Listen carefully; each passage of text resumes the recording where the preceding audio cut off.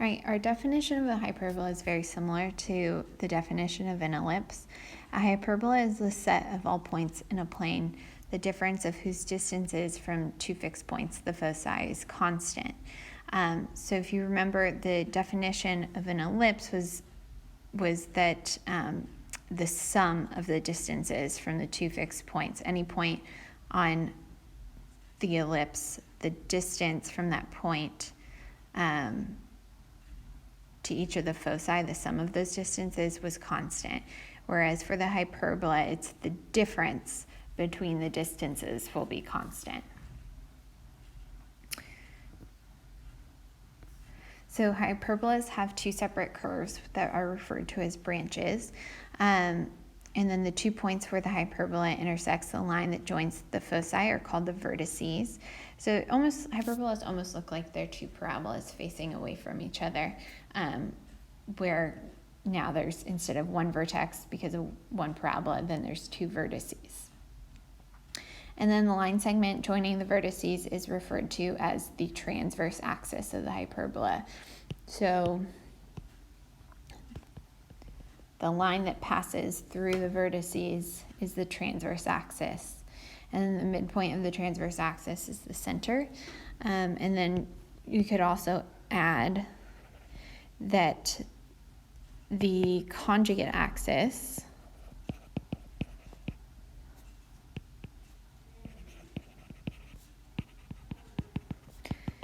is perpendicular to the transverse axis. And we're going to find the endpoints of the conjugate axis for helping us to graph hyperbolas. And then the branches of the hyperbola, we're going to find the vertices, but then we're also going to find these asymptotes, these slant asymptotes, to help us see what the behavior of the branches are. Okay, so here's our summary table. And notice that these equations look very similar to the equations in standard form of an ellipse, except for their subtraction happening. And also notice that a squared is underneath, is the denominator of the first term in both of these equations. A is not necessarily greater than b for hyperbolas. We just refer to as the first denominator as being a squared, and then the second denominator as being b squared. What does change and determines the orientation of the hyperbola is which comes first, whether it's the x minus h squared or the y minus k squared. If x minus h squared comes first, then there's a horizontal transverse axis where the branches will open left and right. And then if it's y minus k squared first, then it's a vertical transverse axis with the branches of the hyperbola opening up and down. And then the relationship between A, B, and C can be used to help find the foci, is just Pythagorean theorem, c squared equals to a squared plus b squared. And like a parabola, the branches of the hyperbola will open towards the foci. So it may also be good to add, there's a vertical conjugate axis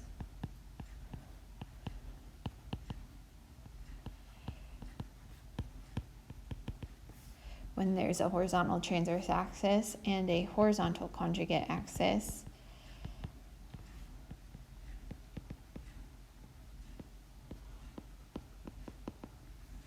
when there's a vertical transverse axis.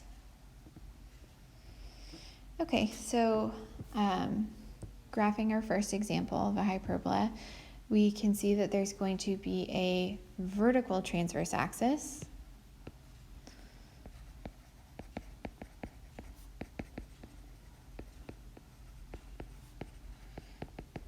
and we know that because it's y squared first. So a squared is then 16, which means a is 4, and b squared is equal to 25, so b is 5.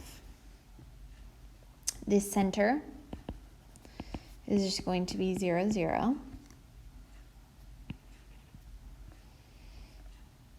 Okay, and then the vertices will be at negative, or no, this is a vertical transverse axis, so they'll be at 0, 4, and 0, negative 4.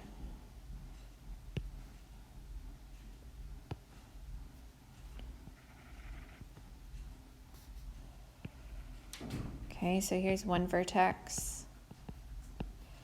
Here's the other vertex.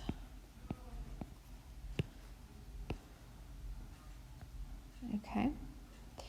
And then the endpoints of the conjugate axis, we want to identify to help us with graphing or finding the asymptotes. And they will be at negative 5, 0 and 5, 0.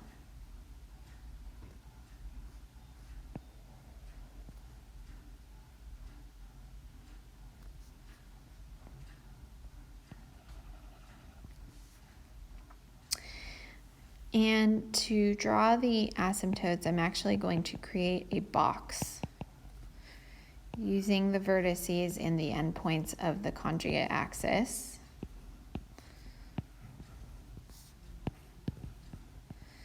Because our asymptotes are going to cross through the diagonals of this box.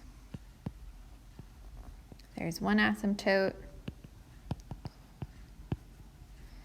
and here's the other.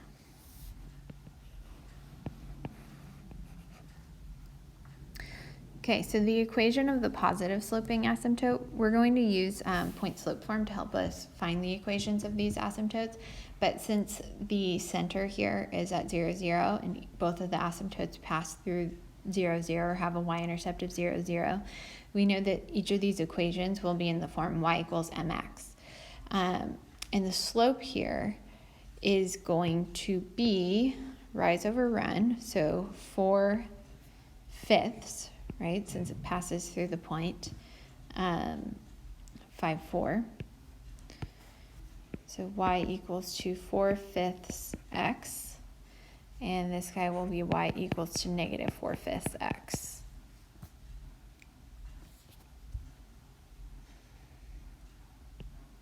Okay, then once we have our asymptotes, we can use them to help us sketch our branches.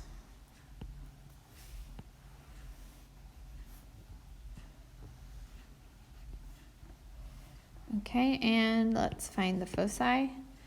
So we need c, so remember c squared equals to a squared plus b squared for hyperbolas. So c squared equals to 16 plus 25.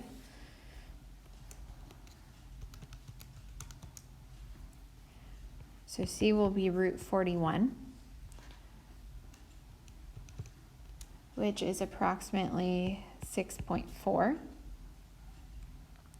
So there will be a foci at approximately 6.4, or focus at approximately 0, 6.4, and 0, negative 6.4.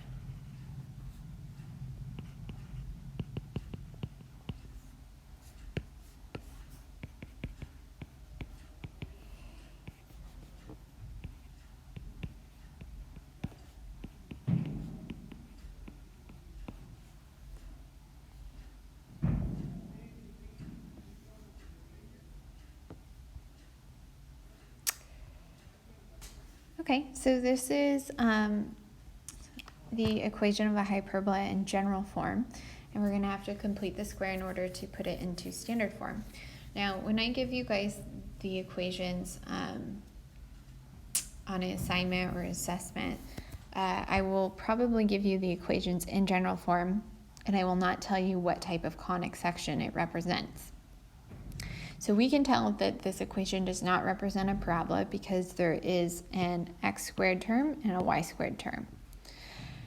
we can tell that this is not an ellipse, because if it were an ellipse, the coefficients on the x squared and the y squared term would both be positive. So because this is minus 16x squared, or sorry, minus 16y squared, we know that this is a hyperbola. So first thing I'm going to do is rearrange the terms, or rewrite the left-hand side of the equation. So the x terms are next to each other and grouped together, and then the y terms are grouped together. Actually, before I even group, I'm going to just put the x terms next to each other and the y terms next to each other.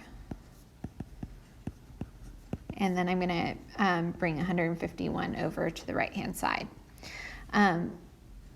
Before I group, because this is minus 16y squared and I don't want to make a sign error, I'm going to rewrite this as plus negative 16y squared.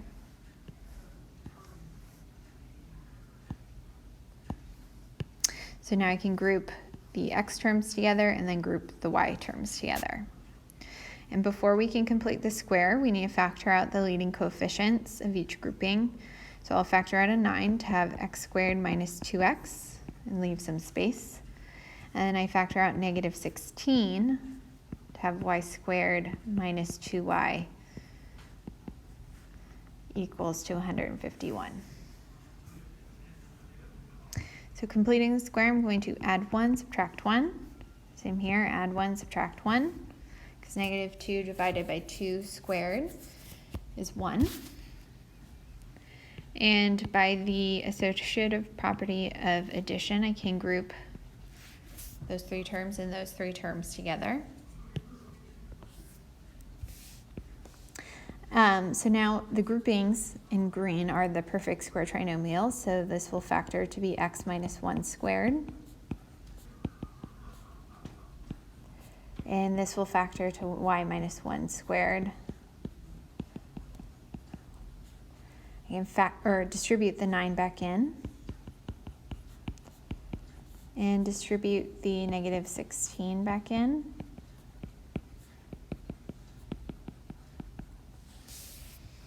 Okay, I want to move the constants all over to the right-hand side.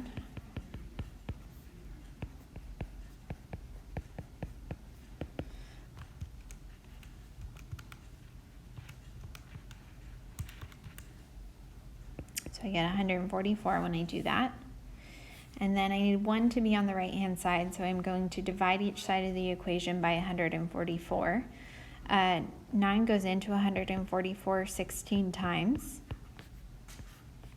So the denominator here will be 16, and then 16 goes into 144 9 times. So this will be over 9. So now we have the equation of the hyperbola in standard form. I'm going to give myself an extra page. The center of the hyperbola is at 1, 1.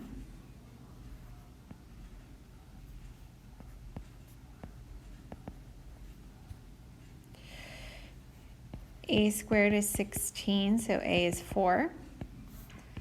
B squared is 9, so B is 3. So finding the vertices. Since x minus 1 squared over 16 comes first, this is going to be a horizontal transverse axis, so the branches will open left and right. So each vertex will be 4 units away from the center. So 1, 2, 3, 4. 1, 2, 3, 4. This is one vertex. Here's another vertex. So that is at, it looks like, negative 3, 1 and 3, 4, 5, 1. The endpoints of the conjugate axis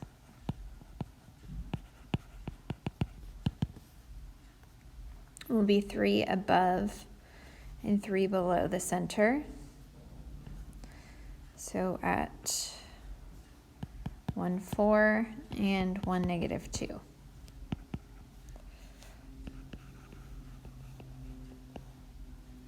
Then I'll create the box to help me find the asymptotes.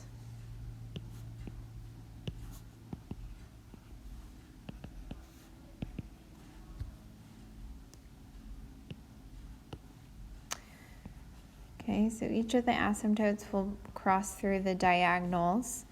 And I can actually extend the line, so I can see that the slope of this first asymptote is going to be, what is it, the rise is 3 and the run is 4, so 3/4. So I can extend the asymptote by going down 3, left 4. Okay, and I could, if the graph kept going, I could extend it the other way too. And then the slope of the other asymptote is going to be negative 3/4. So I can also extend that asymptote. For finding the equations of the asymptotes, now we know that each asymptote passes through the center. So I know a point on each asymptote, and I know the slope of each asymptote. So for the positive sloping asymptote, since it passes through the center, which is at 1, 1, it will be y minus 1 equals, since it's y minus y1 equals m times the quantity x minus x1, so times the slope of 3/4 times x minus 1.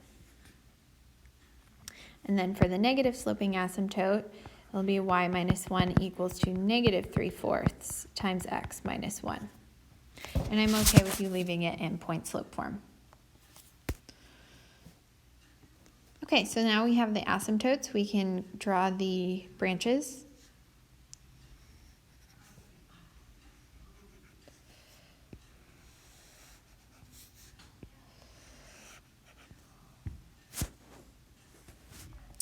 And just for fun, let's go ahead and find the foci as well. We need c, so c squared equals to 16 plus 9. So c will be 5.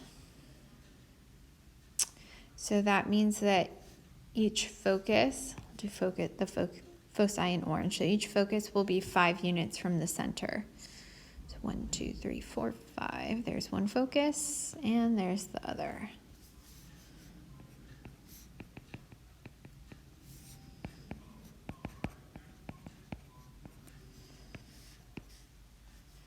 So at negative 4, 1, and 6, 1.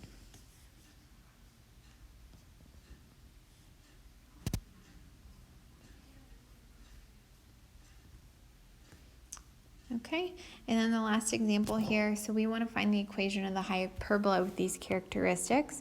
I always like to draw the picture.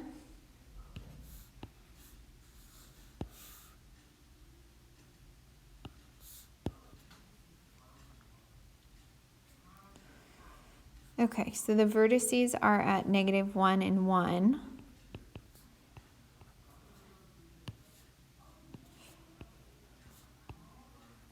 And the foci are at 3, 0, and negative 3, 0. So that means that branches will open up towards the foci.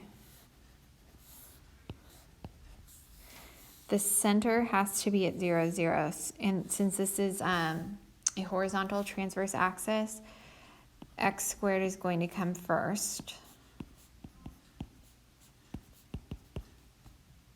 So we need to figure out the denominators. A is 1, so a squared will be 1.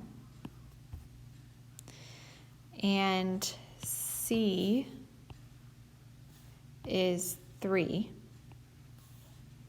So c squared will be 9.